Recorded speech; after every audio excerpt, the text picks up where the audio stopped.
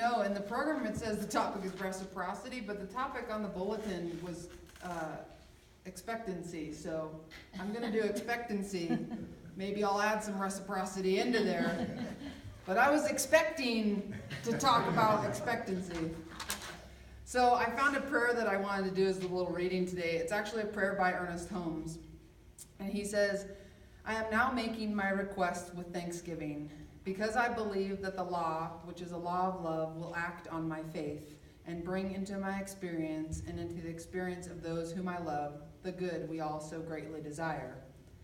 I am not praying for anything specific, but I am affirming that divine intelligence leads me into pathways of peace, of happiness, of health, and of success in my everyday living. I am lifting up my whole thought in enthusiasm and in expectancy and in joy to the outpouring of the divine spirit. Therefore, I expect everything in my life and in the lives of those whom I love to come under divine guidance. And as I send out my thought of love to the world, I expect it to return to me, multiplied, as I wish good for everyone. I expect that the same good will return to my personal experience. I do believe in the availability of divine power, and I believe in the intimate nearness of the one perfect Spirit. I do desire that this Spirit shall influence my every act, because I know that only good can come from God. So I wanted to talk about what we're expecting in our lives. You know, as I was doing all my little research this week, looking at different things, I came across a lot of variations of expectancy and expecting things, and sort of, you know, there was like the Buddhist take of it, like you shouldn't expect things and be attached and be connected to things. You should just be, you know, let go, let God control this, or the divine control it, and be free from those attachments of what the outcome will be. And then New Thought and Science of Mind has this whole other thing of expecting things to, like he's talking, with this great expectancy, that the things I pray, there's that intention in it, that like I'm already knowing that this will come to fruition, that it already is, because I'm expecting God to like hold that space for me and know that like God will fulfill that. And so there's a lot of different things in that expectancy. And I think then there's also this whole human expectancy of some of the basic things, like we expect the sun to rise in the morning, we expect it to set at night, we expect, you know, to have to get up and go to our job, we expect certain things of our relationships, of our families, of our kids, of our everything. And so where does the line draw to the things of what's good and natural for us to expect, like the sun rising? I don't think it's really a negative thing for us to be attached to the sun potentially rising, because it's kind of going to do it whether or not we even get up in the morning.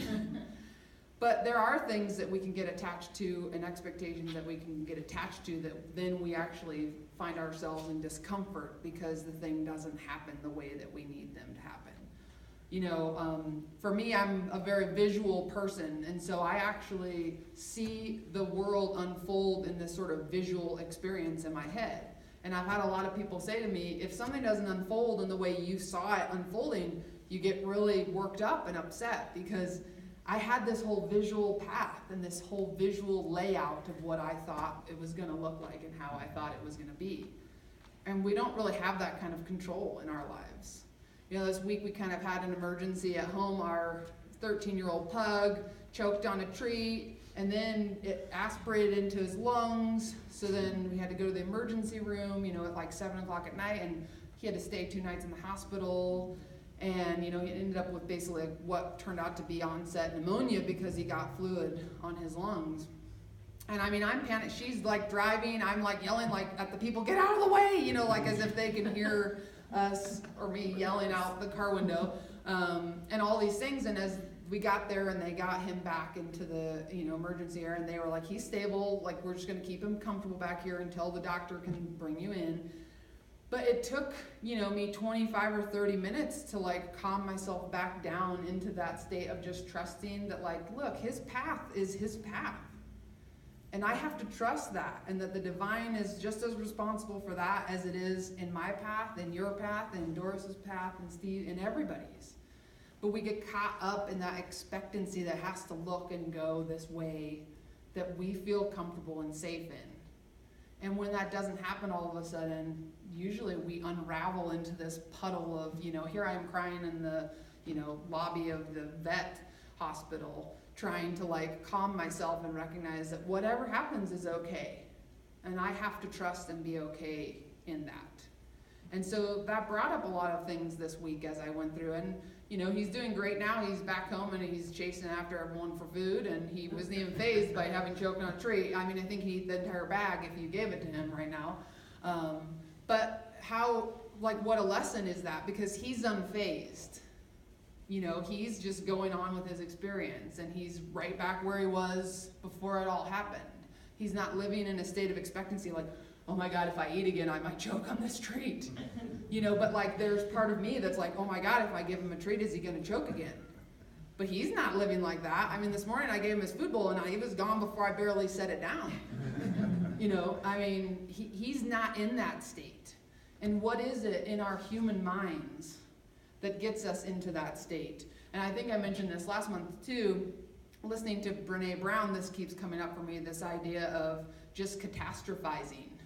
And, we watch a lot of scary television, we read a lot of scary things on the news, and we see all kinds of crazy things that could potentially happen to us at any given time. Brene says, I watch way too much Law & Order SVU, like I just should turn that show off because I always am like, someone's gonna jump out of the bushes and just take me out, and her husband's like, oh my God, But I do that, and I think a lot of us do that. We have these ideas of what we expect may or may not happen. And what's that doing for us? I thought of that this week. Is that actually helping me feel more prepared for trauma that might happen? Because I sure as heck wasn't prepared for the trauma that happened with the dog, because I wasn't calm. I've been in situations where humans have been in car accidents or things like that, and I'm like the calm one, like, oh, it's okay, we can take care of this. But like the dog, and I'm just like screaming like a little girl, like, oh my God! And she's like about to smack me to just snap me out of it. So what is that in us that we feel that need to just, I don't know. I don't even know what it is fully, to just feel like we're controlling the situation. And I think that's what I got to for myself was, I think somehow if I catastrophize and I think of the worst case scenario, then I'll be prepared when it happens. But like I said, I wasn't prepared. I wasn't prepared. And it turned out good, and that's good, but it doesn't always turn out that way. There are instances where those kinds of emergencies do turn into some bigger trauma where things aren't okay. And how are we going to be okay in those instances? And I think that's what the expectancy is about trusting and how we let go of this connection and attachment that we have to holding on to the control over other people's paths. And that's actually what one of my friends said to me this week in the midst of this was, you want to protect everyone. You want to make sure everyone is okay. Your friends, your family members, the dog, all these people. And you hold all this space thinking, if I just juggle all this stuff in the air, I can somehow miraculously keep everyone from harm. I can keep them from falling off a ladder or choking on a tree or doing any of these things, but we don't have that control. And everyone has their own divine path with the Creator, with God, whatever the word is that you use. How can we release that? How can we allow ourselves to seek comfort in that expectancy that God does somehow have all of this under control? Even though some days, if we do look at the news or we watch TV or we do whatever we do in our lives, it doesn't always look like that to us. So that's what I've just been sitting with my own self this week, is asking myself, how can I do that every day? How can I sit back and pull myself back? One of my deans at school said to me, he's a Buddhist Catholic, and he said to me one day, I've had some, as you all know, I'm trans and I go by he, and I've had a lot of things where it can be a struggle for me when people accidentally or intentionally, like some folks do in my life, call me she. And it causes a lot of discomfort to come up inside of me. And so I was talking to my dean about this, and I was telling him about that. And I was just like, I expect that people could just, work harder at this or something, I'm just really riled up at it. And he just very calmly looked at me and he says, I think you need to hold this loosely. And I'm like, what do you mean? Like, I don't want to hold it loosely. I want to be riled up. I want to be upset that somehow this means something if people can't do this for me. I know, but I think you need to hold this loosely. Okay, can you tell me more about what you mean by that? And we talked about that for a little while, and about just letting go of that having some sort of meaning about me. If my parents, for instance, can't use he pronouns, does that say something about me? No. It says something about them and their capacity to hold the space and to be true and genuine with me. It's not a reflection of me. But if I hold on to it, then I'm the one in discomfort. You better believe they're not in discomfort, And that's what he meant. How can we hold these things more loosely? How can we let go of that need to be the one that's in control? Because we're just not. We're just not. And I know there's the law of attraction, we create our reality, and I think that's true on a lot of levels, but it doesn't necessarily mean that we just are the only sole responsible being in this experience. We're all co-manifesting together also as a whole. And there are a lot of other dynamics that we aren't privy to, I think, that are kind of above our pay grade at this level where we are. We've not quite graduated to that level. And so I don't know, I just want to actually put that out to all of us this week, is how can we hold things a little more loosely? And how can we not get so tied up and just literally knotted up in this experience of, this has to go this way or I will not be okay? Because what does that mean even, that you won't be okay? Will the sun not still rise tomorrow? If James, the dog, God forbid, had died that night, would the sun have not risen the next day? Would I not have still had to get up and go through the motions and do life? I mean, we lose spouses, we lose parents, we lose children. We have this idea and identity that if there's loss, that takes something away from us, that we're somehow less than. But we can't control that any more than we can control the sun coming up the next day. So I wanted to also read to you, I wanted to ask you a question too. What are the core beliefs that you're operating from? Because I think that's also an important thing to consider. Because I know for me, I operate a lot of times from a belief of I'm not worthy. I don't look right. I'm not skinny enough. I'm not, let's see, what else did I write down? I'm not good enough. I don't have enough money. I'm not strong enough. All these things that we hold space around, that we operate from, that's creating an expectancy out in the world, because that's going to bring more of the things to us that demonstrate those beliefs to us. So if we believe that we're not good enough, I come from an experience of feeling like with my family, I'm not good enough. Clearly, they demonstrated that to me, that who I am is not enough for them. So I've manifested experiences in my life since then that have demonstrated that same lesson back to me.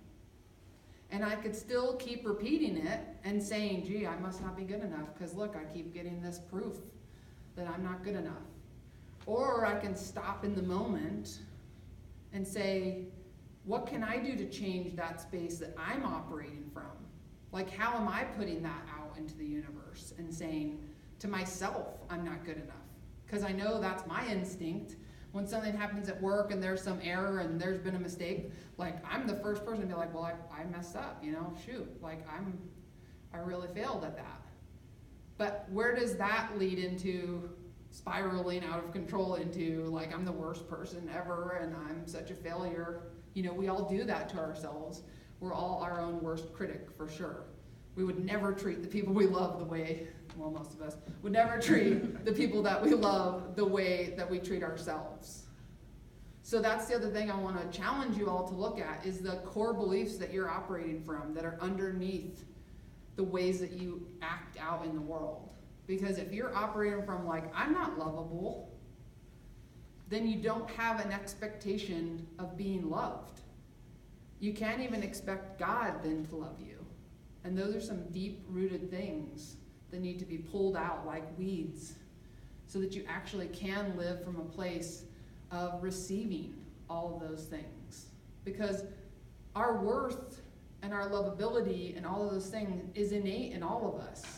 It can't be taken away from us just because this world tries everything it can to strip it away from us. It can't be taken away from us. It's part of our innate being. It's who we are at the core of ourselves, which is larger than these human skin bags, carrying us around in this experience. And so how can we look at those things and be willing to say, where can I make changes in my own life, in the way I am with myself, so that what I expect and can have out in the world reflects back what I know that I deserve from a divine place. So some quotes I wanted to share. I liked this from Anais Nin. She said, "I walk ahead of myself in perpetual expectancy of miracles." This is a good one. This is another Ernest Holmes. I didn't know you were going to even be here, Steve, so I did really good today. I got a lot of Ernest Holmes in here. Expectancy speeds progress. Therefore, live in a continual state of expectancy. No matter how much good you are experiencing today, expect a greater good tomorrow. Expect to meet new friends. Expect to meet new and wonderful experiences. Try this magic of expectancy, and you will soon discover a dramatic side to your work which gives full vent to constructive feelings. And one other Ernest Holmes, a state of expectancy is a great asset. A state of uncertainty, one moment thinking perhaps, and the next moment thinking I don't know, will never get desired results. That's a powerful one. I mean, how often do we start to just get excited about something and we're like, yes, like I'm having just like, I'm setting the intention to do this, and then all of a sudden we start doubting ourselves and we start doubting I don't know how this is gonna work and how's this gonna happen, and then before long you've just kind of totally given up on the entire dream or the entire thing, and you're just like, that'll never happen. And then there's something inside of us that kind of like fizzles, in us. This like sadness of like letting go of those things. So there is something to just having that expectation. And look, I mean, this has been a fantastic topic for me personally this month, because this is probably my biggest work, because I do catastrophize, and I do think that expecting the worst had helped me to prepare for those traumas. But what it did was bring me more discomfort. And I myself am working on choosing this creative shift in choosing to have the expectancy of, I'm gonna expect even a better tomorrow than I had today, instead of expecting what the hell's gonna hit the fan tomorrow. Like, what does that do me? It's like makes my, antacid purchasing a lot like bigger, and that's just not a helpful way to live.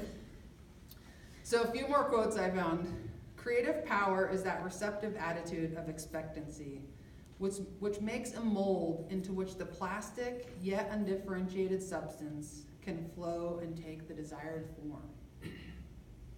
So like we're creating something here. We're creating this form of what we're becoming. What we put out there determines what will flow into that form. If we put only the negative stuff and the sad stuff and the fear into it, that's what we're going to create and manifest back into our experiences. And I know this because I've spent 40 years doing it.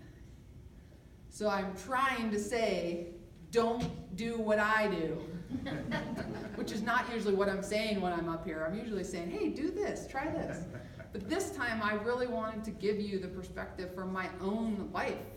That like this opportunity to speak to you guys about this stuff this week has given me clarity in recognizing that this isn't how I want to operate anymore. This isn't how I want to go forward in my experience. And it's a great time because yesterday was the equinox and it's fall, and it's like, what are we harvesting? And what did we plant in the spring that we'll now harvest? And if we've planted a lot of fear and a lot of this unknown anxiety, we're going to harvest that. And I know in my head I want to quickly like somehow go back and replant some different things from the spring, so like I could get a giant pumpkin or something for Halloween, but I can't change what I planted then. What I can do is harvest what's available, discard what's not any longer necessary, and plan to plant in the spring what I wish to harvest going forward. And that's the option that all of us have. So as we enter this time of harvesting, this time of the fall, of this change of seasons, the change of perspectives, what is it that you're harvesting? What is it that you want to let go and die off as the winter comes? And what do you want to set and plant a seed even in your mind of what you want to plant when the spring comes again? There's a Jewish proverb that says, during the deepest, darkest time of night, act as if morning has already come. And so it is.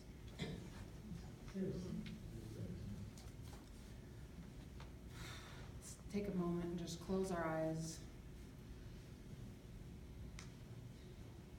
Maybe for a moment allowing all those expectations that we have of this world and this life that are sometimes mundane and unnecessary to just fall to the wayside. And instead allow ourselves to step into that expectancy that Ernest Holmes was talking about. An expectation that the divine is within us. We are enveloped by it, held in it. It is ever on our side. We are not alone, or left to our own devices. We are supported. And in this is our opportunity to expect greatness from our lives, to expect greatness from ourselves, from those around us. May we find a way into that light, into that path, and know we are held there in loving arms of God.